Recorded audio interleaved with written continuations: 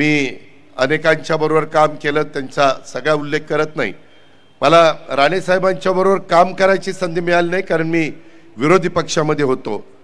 परंतु एखाद्या नेत्याचा, एखाद्या मुख्यमंत्र्याचा दरारा काय असू शकतो ते मी राणे साहेबांच्या रूपाने बघितलंय। म्हणजे ते मुख्यमंत्री असताना पण त्यांचा दरारा त्यांच्या पक्षाच्या सगळ्या सदस्यांच्यावर होता, आणि विरोधी पक्ष नेता असताना पण ती जागा असायची, आणि नुसतं असं मागं बघितलं तर सगळे शिवसेनेचे आमदार चिडी चुप हजर तिथं असायचे, एकही इकडं तिकडं जायचं नाही, संपूर्णच्या संपूर्ण हजर असायचं।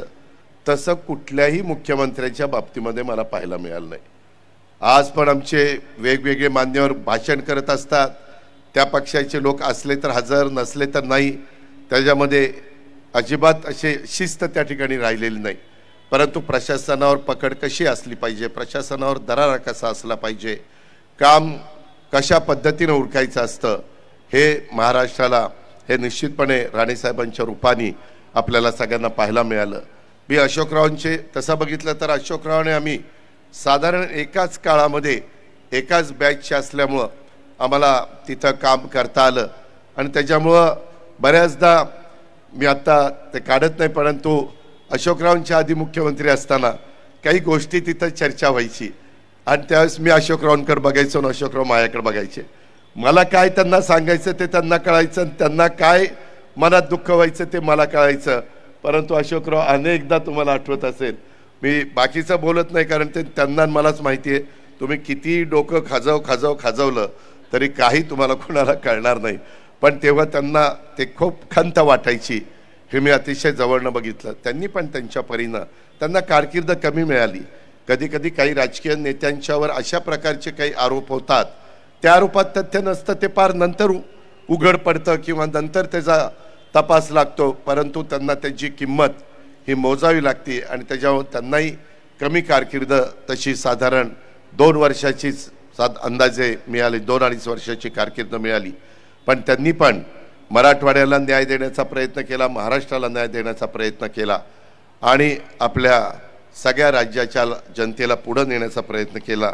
ही पण आठवण आज आवर्जून मी ह्या निमित्तानं व्यक्त करतो। आज एकनाथरावजी आले नाही, त्याच्यामुळे त्यांचा मागाशी 4 वाजता मला फोन आला की मी दर्याला आहे, तिथं आपल्या राज्य सरकारच्या वतीनं पर्यटन विभागाच्या तर्फे पर्यटन महोत्सव महाबळेश्वरला साधारण 3-4 दिवसाचा आपण घेतलेला आहे।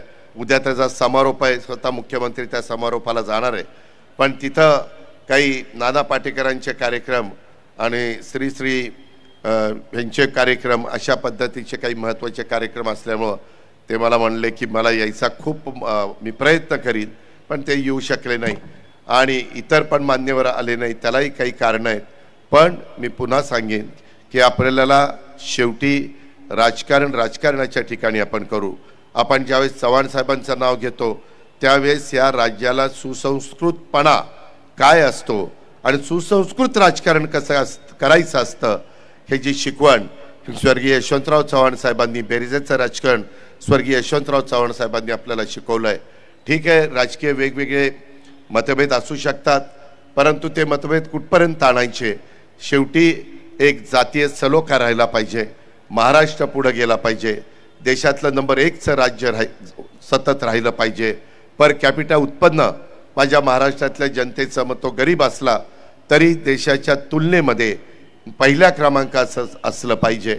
ह्या दृष्टिकोनातून अनेक महत्त्वाचे निर्णय पंतप्रधान नरेंद्र मोदी साहेबांच्या नेतृत्वाखाली एनडीएचं सरकार दिल्लीमध्ये घेत आहे। आम्ही लोक त्यांच्या मार्गदर्शनाखाली महाराष्ट्रात पण चांगल्यातले चांगले निर्णय घेण्याचा प्रयत्न आम्ही करतोय।